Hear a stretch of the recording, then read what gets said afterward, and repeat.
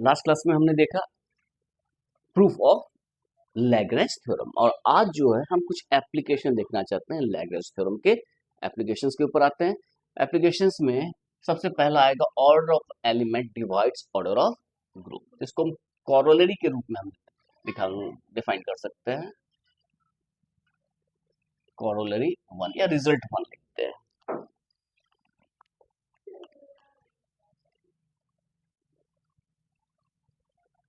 Result number one है कि order of elements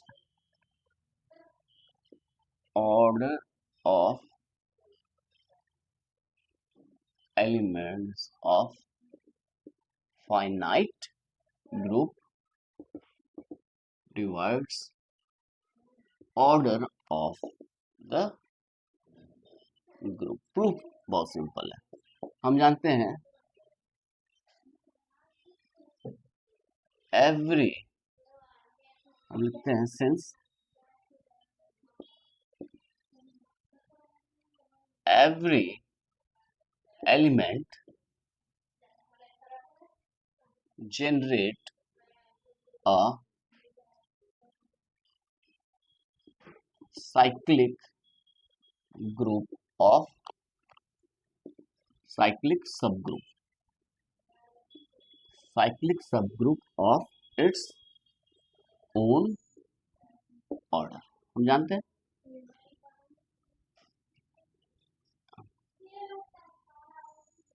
and by Lagrange theorem order of subgroup divides order of group, order of subgroup divides order of finite group, hence order of elements of finite group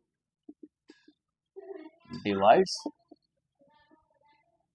order of group। हो गया proof, तो लिखना ही नहीं था इसमें। अब आते हैं रिजल्ट नंबर टू। कहते हैं group of prime order is cyclic. Group of prime order is cyclic. Proof बहुत ही सिंपल है। Let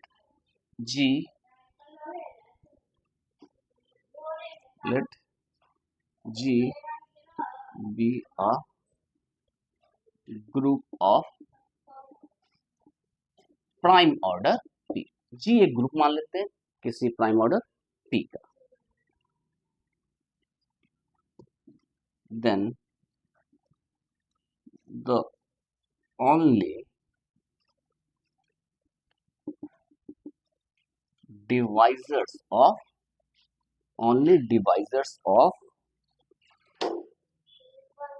G, order of G, are 1 and P।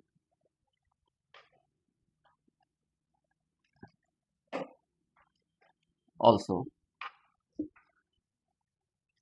as order of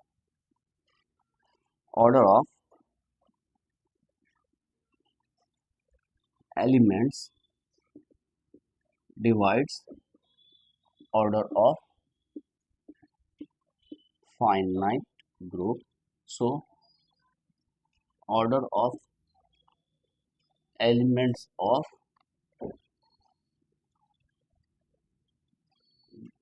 possible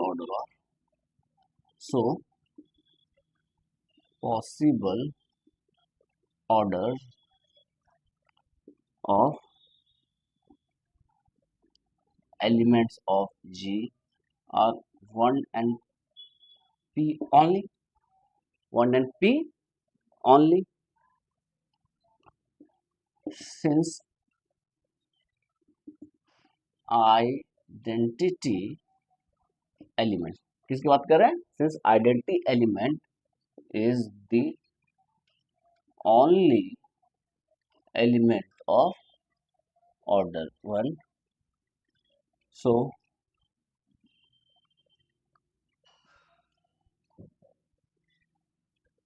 non-identity element of G must be of order P, as order of G is equal to P, which is greater than equal to 2. So G must have a non-identity element, must have a non-identity element X such that order of X is equal to P. Option ही नहीं है दूसरा. Implies G is equal to X, implies G is proof. Simple. अब आते हैं result number 3 के ऊपर.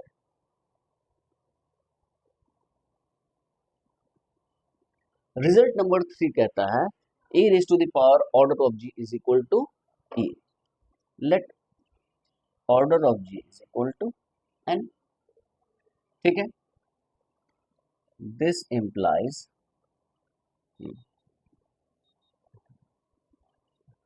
and let A belongs to G, implies order of A divides order of G higher.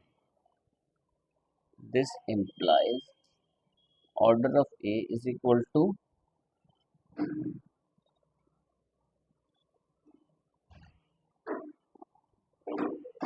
this implies,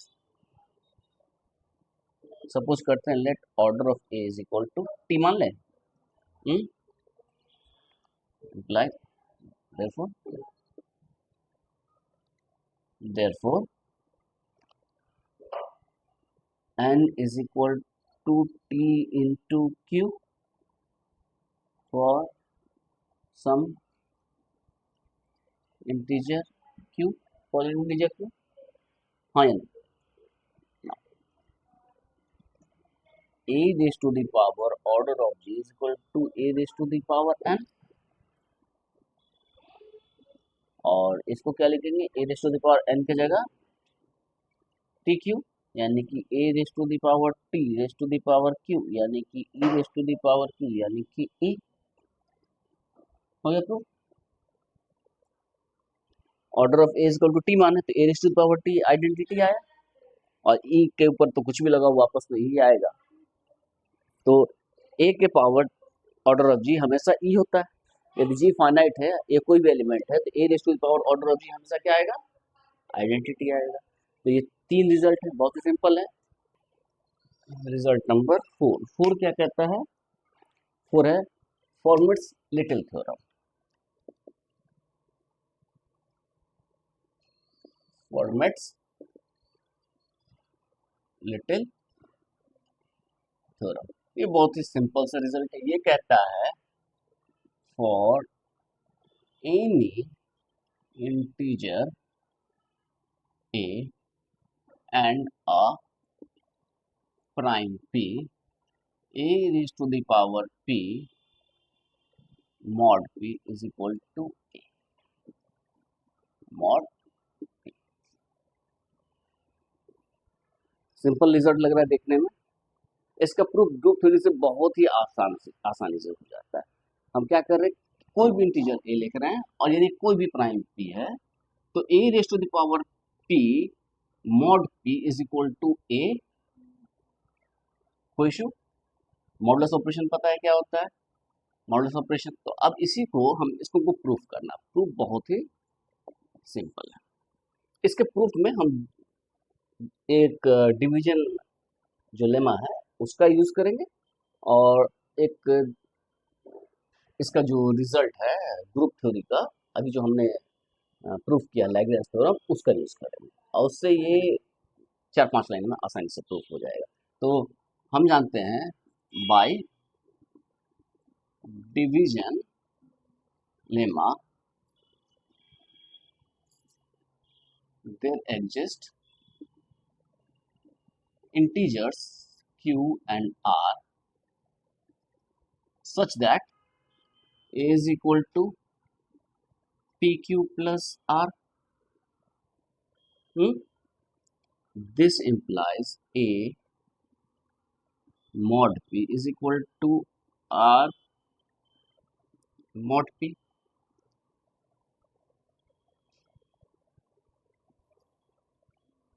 हाँ या नहीं? This implies a raised to the power p mod p is equal to r raised to the power p mod p. ठीक है, सो इसको 1 मान लेते हैं, इसको 2 मान लेते हैं। ठीक है, तो using 1 and 2, the result a raised to the power p mod p is equal to a mod p can be written as r raised to the power p mod p is equal to r mod p. यहाँ पर r के ऊपर condition है such that यहाँ पर लिख सकते हैं where r is greater than equal to 0 and less than p. हाँ या नहीं? where r greater than 0 and less than p.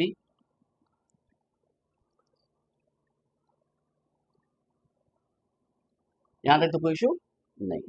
अब कंडीशन है, हम r के ऊपर काम करना चाहते हैं। ठीक है, r के ऊपर काम करना चाहते हैं। If r is equal to 0 then r raised to the power p mod p is equal to r mod p. इसमें तो कुछ पढ़ने की जरूरत ही नहीं है, क्योंकि r की वैल्यू 0 रखेंगे तो 0 is equal to 0 mod p. then so let r is not equal to 0 implies r belongs to up group of units. और ग्रुप ऑफ यूनिट्स p में कौन कौन से एलिमेंट हैं?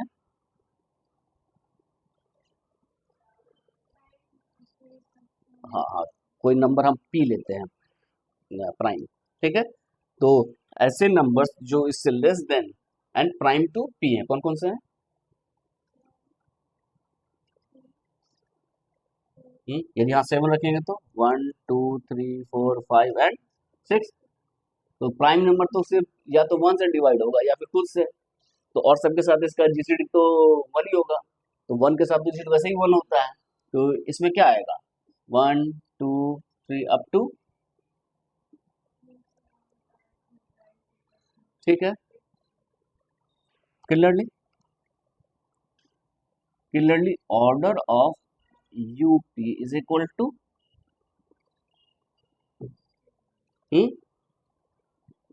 by our result 3 by our result 3 क्या कहता है? a raised to the power order of g is equal to identity। हाँ या नहीं? identity, so r raised to the power order of up is equal to 1 आएगा। हाँ या नहीं? यानी कि r raised to the power p minus 1 mod p is equal to 1 mod p, क्योंकि ऑपरेशन क्या है यहाँ पर? मॉडुलस ऑपरेशन है इसमें यूपी में। इसमें ऑपरेशन क्या है? मल्टीप्लिकेशन मॉडुलो पी, तो मॉडुलस पी ऑपरेशन है, तो यही ये वैल्यू आ गई and this is equivalent 2r raise to the power p mod p is equal to r mod p, r से दोनों तरफ मल्टीप्लाई कर देंगे तो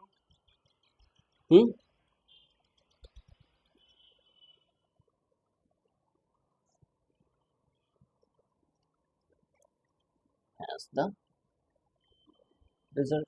हो गया प्रूफ। हमें ना प्रूफ करना था। ये देखो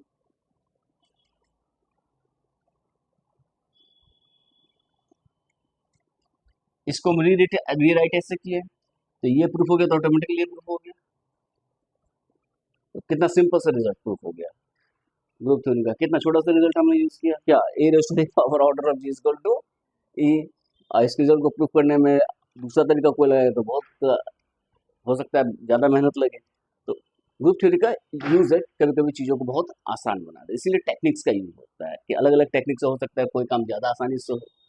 ठीक है, अब ये जो रिजल्ट है इसका यूज ठीक ठाक यूज है। हम प्राइम नंबर की चेकिंग के ऊपर भी हम इसका कभी कभी यूज करते हैं। ठीक है, प्राइम नंबर्स बहुत ही इंपॉर्टेंट रोल प्ले करते हैं, बहुत ज़्यादा। प्राइम नंबर्स जो है कि उनका फैक्टराइजेशन बहुत डिफिकल्ट है। ठीक है, factorisation of prime number is very difficult. तो हम कैसे किसी प्राइम नंबर को फैक्टराइज करें जब प्राइम नंबर बहुत बड़ा हो जाए। ठीक है, और इसी चीज का यूज करके आरएसए बनाया गया है।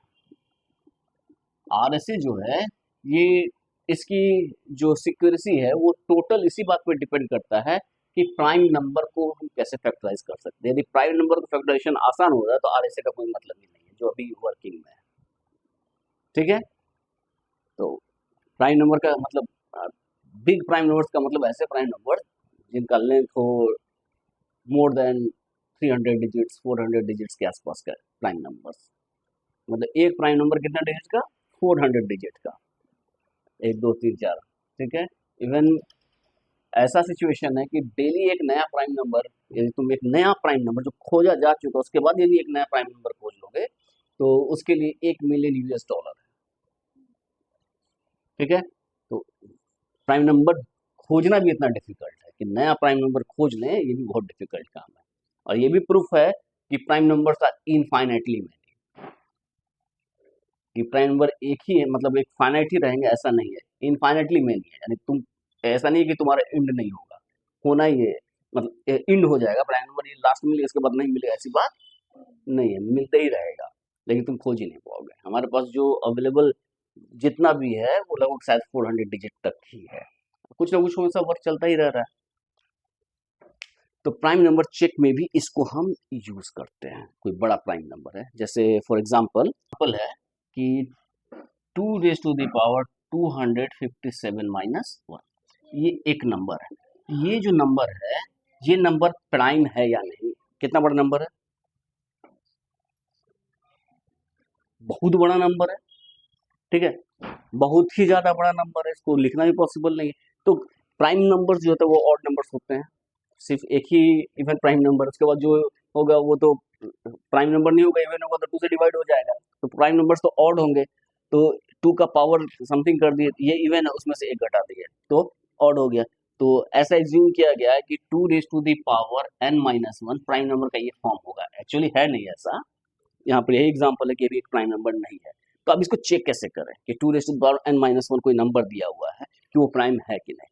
तो ये प्राइम है कि नहीं, तो यहाँ पर क्या कहता है कि एक कोई भी इंटीजर लें तो a raise to the power p mod p equal to a mod p आना चाहिए।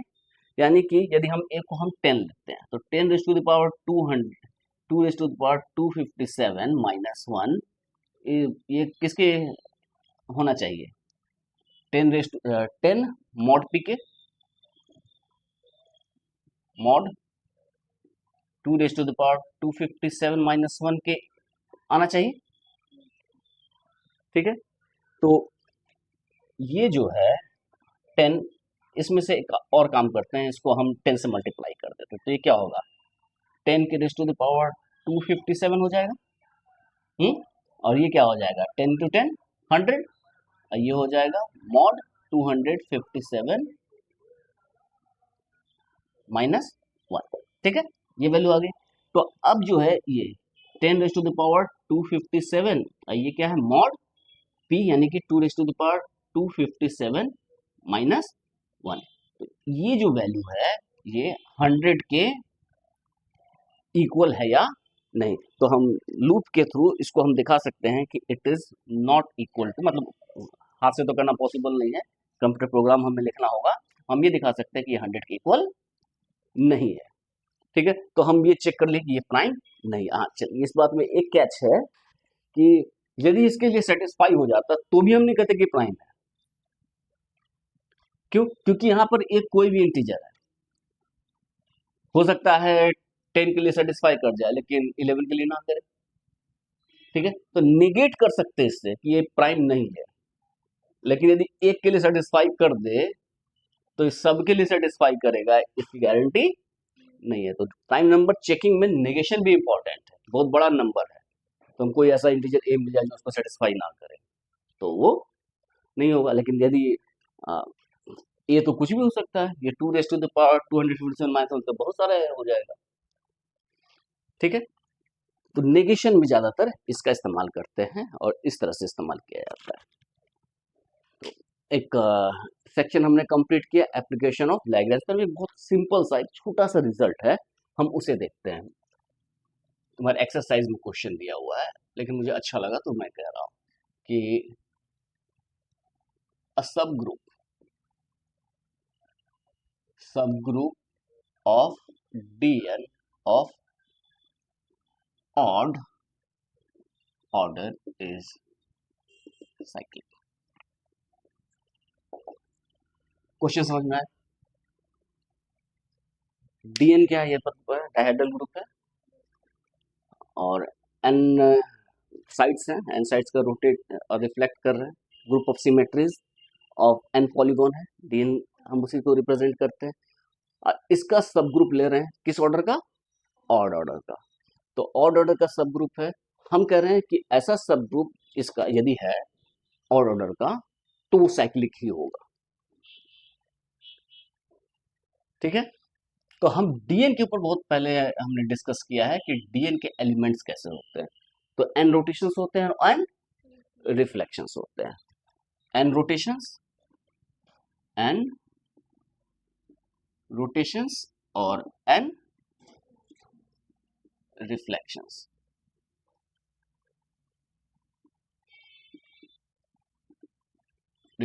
ठीक है, तो ये जो एन रोटेशंस हैं ये सब ग्रुप बनाते हैं, साइक्लिक सब ग्रुप। तो ये जो है ये एन रोटेशंस हैं, ये साइक्लिक सब ग्रुप बनाते हैं, सब ग्रुप ऑफ डीएन, हाँ या नहीं? और ये जो एन रिफ्लेक्शंस हैं सबका ऑर्डर क्या होता है? 2। ईच हैज ऑर्डर 2, हर एक ऑर्डर क्या है? 2 है। अब डीएन है, डीएन का ऑर्डर जो है उसके ऑर्डर को तो डिवाइड कर रहा है, 2 डिवाइड कर रहा है। अब हम कह रहे हैं सब ग्रुप, सब ग्रुप ऑफ डीएन। तो सब ग्रुप है एच, मान लेते हैं सब ग्रुप है डीएन का, और एच का ऑर्डर क्या है? ऑड। एच का ऑर्डर क्या है?